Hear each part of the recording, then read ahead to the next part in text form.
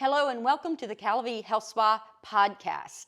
It all started in 1978 for Pam Shriver, sitting right here next to me, our guest this week, very special guest. Not just here on the podcast, but here at the spa. And we'll give you more about that in a moment. The legend of Lutherville, what is that? That's a Bud Collins nickname. Wow. Okay. Thank you for sharing that because I wasn't sure. She reached the finals of the U.S. Open as an amateur at the age of 16. Throughout the 1980s, she was ranked among the top 10 women's singles players in the world. Meanwhile, her doubles career also flourished, winning 112 titles, including 22 Grand Slam titles, 21 in women's doubles, 7 Australian Open titles, I'm already exhausted, 4 French Open titles, 5 Wimbledon titles, and 5 U.S. Open titles, plus 1 mixed doubles with Emilio Sanchez at the 1987 French Open. While teaming with Navratilova, is that right? Navratilova, okay, I was practicing that. The two set the record of 109 consecutive match wins from April 1983 through July 1985. The winning stretch included winning the Grand Slam in 1984 and winning all 4 majors in the same calendar year. While partnering with Zina Garrison, she captured the 1988 Olympic gold medal in doubles in Seoul. And let me tell you, that is not all, but I'm going to let her tell you, welcome. Thank you. No wonder my serving arm is sore from all that tennis. Yeah, I was lucky. Fell in love with the tennis when I was like 5 years of age, played professionally for 18 years. And then since I retired as a professional and I actually started my broadcast career while I was still playing, I've really enjoyed working as a broadcaster calling tennis matches. Well, I love that, but let's go back. I mean, 5 years old, how did you even get introduced to tennis? Well, I can remember playing tennis from a very early age with my parents and my grandparents. So I soon realized as I got a little older that this was a great family sport, that it was passed down from generations. I played tournaments and tennis with my siblings. Now as a mom of 3, I've played mother-son tournaments with both my boys. I've coached them in their middle school teams. And I've enjoyed seeing them in their own way have a relationship and a journey with tennis as well. So I think it's a special global lifetime and a lot of equality in the sport of tennis that's been part of the pillar of women's tennis through the decades. Well, I love that. And I mean, you are part of the pillar of that, which is amazing. Let's talk about the emotion behind it. I know there must be some big moments in tennis. I'd love to know what's coming to mind right now and what type of emotion you felt, whether it was for you personally or observing someone. Yeah, well, for me personally, I can think on the tennis court lots of very joyful, celebratory moments. You mentioned my partnership with Martina Navratilova, who a lot of people consider, along with Serena Williams, the 2 best female players of all time. We played 10 years as a partnership, and we won our first of 20 majors together on my 19th birthday on center court Wimbledon. So to do it on the most famous tennis court in the world on my birthday, as we walked out, a very knowledgeable center court crowd, they sang happy birthday to me. Oh, wow. So memories like that really stand out. You mentioned the Olympic gold with Zina Garrison. Martina decided not to play in the first Olympic Games where tennis was back as a full medal sport in 1988. So Zina and I were not a familiar team together, but we ended up beating a tough team from then called Czechoslovakia, now called Czech Republic. We beat them like 10-8 in the final set on our 7th match point. So the joy of winning a gold medal. I just saw that in your face, yeah. Like while you were talking about it, what a beautiful memory. It was, and also some singles wins. I was able to beat Navratilova a couple times at the U.S. Open. One time was to get me to the finals. Still the youngest finalist is at 16 years, 2 months. And then one time I beat the great Steffi Graf during her golden Grand Slam year, meaning she won all 4 majors plus the gold medal. And I beat her in the last match of the year, WTA Championships, Madison Square Garden, packed crowd. Wow. And in fact, a couple of weeks ago, my son, who plays varsity tennis right now, he said, "Mom, I went on YouTube and I saw your highlights when you beat Steffi Graf. I didn't know you could play that well." Wow, that's amazing. It was fun. Wow, and so he's playing too then, yours? Yeah, both my boys have played at a pretty good level. My oldest boy has decided right now not to play. He did play with me on Mother's Day, which was fun. That's But my special. younger boy is in his second year. He's finishing his sophomore year. He plays varsity tennis. I don't think anyone in my family, next generation, is going to head to the pro tour. I just want them to have it in their repertoire of things to enjoy as a hobby and a recreation in their life. Right. Well, you mentioned earlier for yourself, you know, you learned that as a family, playing together, and just that it sounded like it was something healthy to do as a family or a group or whatever. It certainly was. And also playing with a group of kids growing up in Baltimore that were also enjoying the sport of tennis. I mean, I grew up playing in Baltimore. I played most of my tennis during this better months of weather.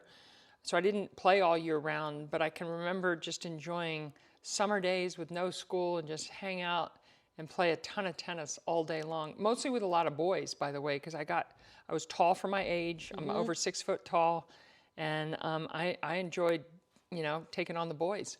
Hey, I like that. As a runner, I try to, okay, this is going to come across the wrong way, chase the boys. Yeah. Because they are oftentimes faster, but not always. If you train with people who are better, that's something that I actually love to do because it makes me better.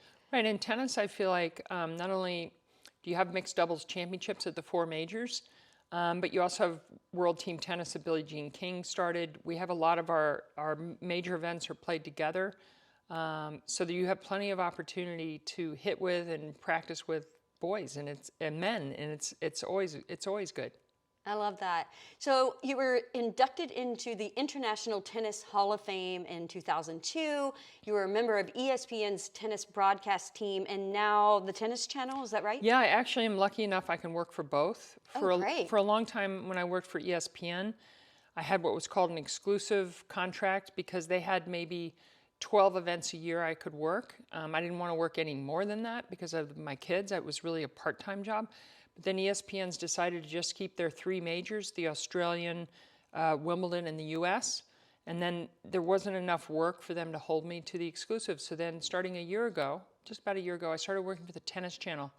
And that's been a great second job to have because most of the work I have is from their studios in Santa Monica, just a short drive from my house. Yes. So I don't have to travel. I can work for 5 hours for the Tennis Channel, call both men's and women's matches, and then go home to my kids. Oh, I love that. Yeah, convenience. I think nowadays, after COVID and everything we've been through, we realize the value of family more than ever. For sure, for sure. And, you know, my kids are all close in age, 15 months apart. They're all teenagers. Sometimes teens don't want to communicate much with their parents. They're trying to figure out how to separate and be independent. Right. So I need to be there for that moment when one of them is open to talking and communicating. Right. And, I need mom. Yeah. No, I think that's really special. Now, tell me, how does it feel to watch and then interview new talent out there? Well, it's always exciting to see new talent, and we have some great new talent in the game. On the men's side right now, there's a Spanish player, just turned 19, Carlos Alcaraz, and he is taking men's tennis by storm because here we are in the era of the big 3 where Federer is coming back from knee surgery and he's resting on 20 majors. You have Novak Djokovic, who is the youngest of the big 3. He's on 20. And then you have Nadal, who just won the last major, the Australian Open, a few months ago. He's at 21. Now you have this young kid looking as if he could win his first major. Roland Garros 2022, who knows? At some point, it seems for sure he will. So it is exciting. He's making them nervous. Well, it's exciting, though, to see the young players, this young player Alcaraz, and there's other good young players, but he's the main one, trying to challenge this all-time great trio in the men's game. And on the women's side, we have a new number 1, Świątek from Poland, who's in her early 20s. She's won 1 major. She's on a huge win streak. And she's also bringing that new young talent. And it is great to talk to them and hear about their mindset, their training, and who they looked up to when they were young developing players. Yeah, I love that. So let's talk about mindset and visualization and things like that. I mean, here we are at CalaVie Health Spa, and we are all about health and wellness, but from the 5 pillars. We talk about fitness, nutrition, mindset and mindfulness, relaxation, and reflection. So we kind of encompass all of those things, but I know that a lot of people out there, and I know I use it myself, and I'm by no means professional, but I am an athlete.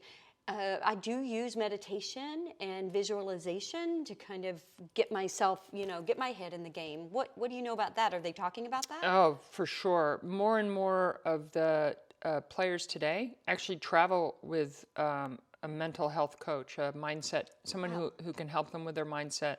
It might be somebody who has their license to be a therapist. It might be somebody who specializes in sports psychology. Not everybody, but most top players are definitely exploring this. And it was a little bit in my era. I would say, a player like Navratilova, she left no stone unturned. She was one of the early players back in the late 70s, early 80s to look at nutrition and look at what she was putting in her body and really study it and see how she felt and see what foods agree with her more. And she consulted with a nutritionist. And 40 years ago, that was kind of unheard of at the time. So mindset training and having somebody on your team as a top player that is an expert with the things that you brought up, the meditation. You see players now on change of ends. A lot of times, you'll see them sitting still, closing their eyes, and they're definitely trying to get themselves with more clarity of thought, more mindfulness as they go out to play the next game. So they go from sitting still to like running side to side, trying to compete. It all happens in such a short transition. Sure. I think that's amazing. And something else, just simply deep breathing, the relaxation. Oh, you're making me want to do it now. Like that relaxation, it almost feels like a massage for me sometimes when I just take some really deep breaths. Yes. And I talk about it here when I speak to the players who come to enjoy Tennis Week at Cal-a-Vie. We talk about the importance of the breath, because I know in every class you go to, pretty much it's spoken about, is to be mindful of your breath. And a quick little funny story, when I was coaching my oldest son, he was playing a tournament. He was up a tiebreak, like 9-2 in the tiebreak. It was a match tiebreak, first to 10, 9-2, 9-3, 9-4, 9-5, 9-6. He was getting so tight, he was like choking, what we'd call choking, and he could not have any clarity of thought. Now, I'm not allowed to coach, but he looked over at me, he goes, "Mom, what do I do?" And all I did was took the deepest breath I could. And then I saw him do the same thing, and he stepped up to the line and he hit an ace on his last match point. That's amazing. I'm getting tears in my eyes. And he remembered, we reflected on it when we hit on Mother's Day, because it enabled him to get to a finals of a tournament. And that's beautiful. That's like a lesson, whether I think he was 13 at the time, or whether you're our age, it doesn't matter. Deep breathe, deep breath. I love it. Okay, that's great. And so what is the next biggest event that's we should be looking for out there in terms of tennis? Well, we're just less than a week away from the second major of the year. Now, this was a tournament that I hadn't worked for years because ESPN didn't have the rights. It belonged to Tennis Channel and NBC, but now I work for Tennis Channel. So I'm able to work all 4 majors this year. So I'm not sure when this podcast will drop, but if it drops in the next couple of days, it'll be right before the French Open. I mean, I leave Cal-a-Vie, I go home, I unpack, repack, and I leave in 2 days, spend as much time as I can with my kids. And then I go cover Roland Garros, the second major of the year. And then within 3 weeks of Roland Garros, ending is Wimbledon. So it's really a big next 5-6 weeks. Yes. And then the last major of the year is always the U.S. Open. Labor Day weekend is the middle weekend of the 2-week, every major is 2 weeks long. And the U.S. Open's coming up the end of August. So it just keeps rolling along. Well, I think you just pointed out that we are very lucky to have you. Thank you. And we'll talk more about that in a moment. Do you have a favorite? Can you say, I mean, as a commentator, I'm not sure how much of your personal opinion you can share. Well, as far as a favorite, meaning a favorite who's going to win, or a favorite who I just really enjoy commentating and watching? Yeah, why don't we go with the latter? Okay, well, Listen, I hope I get to witness Roger Federer playing again. I think most of us who've seen him play the last 20 years, he struck a chord with all of us as far as his grace, his beauty, how he carried himself on and off the court. A natural mover, and also somebody who naturally, I think, practiced mindfulness on the court without, meditating or whatever. He had a way about him where he just let things not upend him, and I love that about Roger Federer.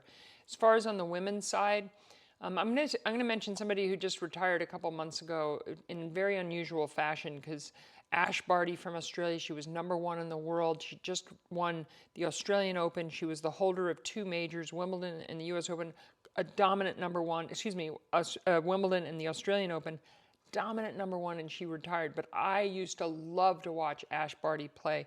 One of the great athletes, multi-sport. She played top-level cricket. She won the club championship in golf, and I just miss her athleticism, her all-court style, and I'll always remember the way she won her last major in her home country. I think that's beautiful. I love that you share. I mean, I'm so excited to watch everything now, more than ever. All right, so let's talk about CalaVie Health Spa. You're here. You've been coming here how many years?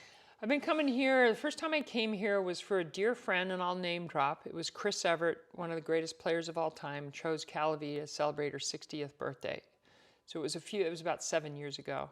She had 8 total in her group, and we just had the best time. So that was the first time. And was that in this room? Well, her birthday, funny enough, her 60th birthday party was in this room. We separated ourselves from the rest, and we had quite the party. We were all wearing hats. We brought in some contraband, that's not served here, and we just celebrated Chrissy. Because we're a health spa. Yeah, we exactly. do have vineyards, though, by the way. Yes, yummy vineyards. When I first came here 7-8 years ago, I don't remember there being the night where you would serve the wine, the wine tasting. That's right. night. On Tuesday and Thursday night, we have the wine tastings. Yeah. But anyway, so yes, it was in this room, and then it was during that trip that started the conversation when I saw the clay courts. Whether or not we could have tennis week, and hey, I'm only 2 hours away. I could drive down from LA, and it was just like, it was my hope, and it's been a great partnership. It's been really fun for me. Well, and I know we need to work on dates for next year, so you're gonna need to stay tuned for that, because we don't have it completely ironed out yet, but I'm hopeful that we can get squeezed in. Let's talk for a second about what does happen here then with when you are here, what's happening up on the courts. Yeah, well, what I do is like Monday through Wednesday, I teach 2 classes a day, the 9 o'clock and the 10 o'clock, because it's better at my age not to have a break. I want to stay on the court. and we work on certain strokes. Like today, which is Tuesday, we worked on the serve and the return and the overhead. And then we also, in the second block of time, on my court, we do a lot of playing. So we play games. People enjoy trying to challenge me. They're beating me more and more. I don't know if I believe that. But we have a really good time. We have a variety of interests. A lot of the players. So some players who come here specifically because it's tennis week, and then we have other people who come here because they want to come to the spa and enjoy everything, and then they come up for some of the sessions. And we welcome everybody. Probably the hardest thing is sometimes for players who haven't played or want to try it for the first time, and then they're out there with players who are pretty good. Then you have to kind of figure out how to, and we figure it out, and then Which means all levels. Yes, all levels are welcome. Absolutely. And the last 2 years we've done it in co-ed week. The first 4 or 5 years we did it on women's only weeks. And I think tennis is perfect for a co-ed sport. And it's been great to enjoy playing with the guys. I love that. Yeah, we have a couple guys here this week. So now tell me, what are 3 things you would tell someone that wants to get into playing tennis or any sport? Well, I often offer this advice to parents or even grandparents who have kids of, say, the age between 3 and 5, is to get them to be really familiar and comfortable with a ball. Not to be intimidated by a ball coming at them or the notion of hitting a ball. So working on your hand-eye coordination is something that you can work on early. And my parents, I'm not sure they intentionally did it, or the coaches at the club I grew up We used to play a lot of games, and I just had a blast developing. I didn't know I obviously had a special natural knack for it as well. But I'm a true believer that if kids play with a ball at an early age, they'll have the ability to have decent hand-eye. And if they have good athletic genes and they have a special gift, they can maybe get really good at it. So expose your kids, grandkids early and often, and expose them to different kinds of sports. Don't just expect a young kid to specialize in one sport. Like I love the fact I grew up in Baltimore and I played like 5 different sports growing up. Right. It wasn't until I was about 13, 14 that I started to specialize in just tennis. I played freshman basketball in my freshman year of high school. And yeah. was there something though that happened or clicked with you in terms of tennis, or just the love, you just felt that that's where it was? Well, I certainly had a love of the game. And I think probably what happened, I'm a little over 6 foot tall. So I had like that awkward growth spurt where everything was awkward and I didn't play that well. But then kind of once I settled into my height, then I got really pretty comfortable and I got really skillful in certain things like my serve. I started to develop shots that were intimidating, and they could be weapons. And on the like my serve, really, when I played my best tennis, I could hit an ace in any of the 4 corners when I was feeling confident. So I started to understand what I was about on the tennis court, and then I just really started to make the rise towards the top of my age group, like number 2 in the country, 14 and under, 16 and under. Next thing I know, I'm in the finals U.S. Open. I love that. So there was a quick improvement over a short period of time. Obviously. That's amazing. And so for an adult who wants to get into the game, what would you recommend? Well, it's 2 different kinds. Like sometimes the adult is a returning adult and they played tennis maybe earlier in their life and they want to get back at it.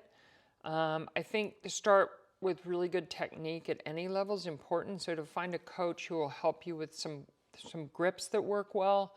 I think to develop, if you're right-handed, you definitely need to try and do some strengthening exercises to make, the wrist, the elbow, the shoulder.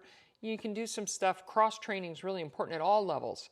To be able to do some fitness work that makes you be a better tennis player because you have better flexibility, better strength. The shoulder alone takes a lot. If you serve a lot in the sport of tennis, your shoulder really has to stay healthy. So do internal, external rotation. Just if you want to get good at it, you got to have the important parts. Footwork is so important, and it's hugely important at the top of the game, but it's also important at the recreational level. You've got to be able to move your feet to get into position so the ball's in the right spot when you hit the ball. Right. So I don't know. It's just whatever time you can put into it. Do you coach? I coach a little bit. Most of my coaching, honestly, is tennis week at Cal-a-Vie.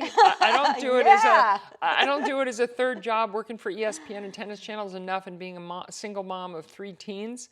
I do have a private court at my house, and I have somebody who played the women's tour who coaches a small group of players on my court, and sometimes I go out there and put in my 2 cents worth, just because it's fun, and I like to keep my eye in and look for certain strokes or certain things that can maybe improve a player at whatever level. Yeah, no, that's beautiful. Now, for the greats out there right now, the big ones, I mean, any advice you'd want to give them or just recommendations? Well, what's interesting about today's game is the careers are really elongating. I think the recovery science of how to play a 5-set match over 4.5, 5 hours, and then how to be ready for the next match. It's gotten so much better than when I played. So careers are longer. Obviously, as a professional tennis player, if you're at the top, say top 10 monetarily, what else are you going to do in your life that can earn you that kind of income where you're going to be one of the best in the world? So the longer they can enjoy it. So I think you've got to have the right team around you. You have to do the right amount of cross-training. It's not all on the tennis court. You have to manage as you get into different phases. Like Nadal's trying to figure this out now because he has a kind of a chronic foot problem. So if he plays the same amount of hours that he did when he was 22, now that he's in his mid-30s. So you have to be realistic. But the other thing you can do is you can become a smarter player. You can bring tactics into the game. You see a lot of drop shots played now. So you can just, with your experience, you can kind of make up with maybe being a step slow or not being able to spend the same amount of hours on the court because it's not good for your body. So I kind of love to see the older players managing these longer careers because let's face it, it's great for people to grow up and say, I grew up at the time when Roger Federer was a champion. Right. Well, and I would think that, again, because of science and we know so much more about nutrition, rest, like we were talking about before, the mindfulness and meditation and all those things. I mean, those are useful tools now that people are using way more. And I think it's interesting in terms of, I find, again, as an athlete, by no means a pro, as I mentioned before, but I still watch and see people who, as they get older, they're continuing to try to do what they've always done. And I personally am even backing off now more, and I'm performing better. There you go. You know, because it's like your body is different, so you got to find what's going to work, right? Well, that expression, less is more, is exactly what you're talking about. So sometimes less time on the tennis court, because once you've been out there for as long as some of the greats, like the Nadals, the Djokovic, the Federers, Serena, Venus, you already have the foundation of the technique. You don't need to repeat that much, but you really do need to manage the amount of time, especially if you're training on a hard court or a surface that beats up your body. So instead of having, a 4-hour day on the court, you have an hour and a half. Right. And you actually make the quality of that hour and a half better than any of the hour and a halves when you were training for 4 hours. Yeah, absolutely. That is great advice. Okay, where can people find you? PamShriver.com, I believe. Yeah, right? well, I think it's PamelaShriver.com. My sister helps me manage my website. You can get to me there. Which she's a doll, by the way. Thank you. I'm so glad to get to see her again. She always has fun. She's my guest when I come here for Tennis Week. She loves to play too. My Twitter is my main platform, and while I don't always answer everybody, that's a good way to get just at PH Shriver on Twitter. And I don't know. Where did the Howard come from? Is it Howard? It's funny. It's a family name on both my mom and my dad's side. It Oh, was wow. the last name on my dad's side. It was one of my So uncles. this is the middle name. Yeah, Pamela Howard Shriver is my full So name. P.H. Shriver. Yeah. Yeah. So that's, I don't know, and you know what? It's fun to be able to just watch a lot of Tennis Channel and ESPN coming up because it's going to be a big summer of tennis. Oh, I'm going to be on. And I'll be seeing you and I'll be waving at you. Thank you so much for being here today. We're super excited. I can't wait to drop this podcast. I'll let you know. And let's talk about our dates for next year. If you have ever even thought about tennis, combine that with spending time here with us at CalaVie Health Spa. Check out our website for information. Sign up for our newsletter, CalaVieHealthSpa.com. That's CAL-VIE.com. You can also find us on all the social media channels. Thanks so much for being here. Bye-bye.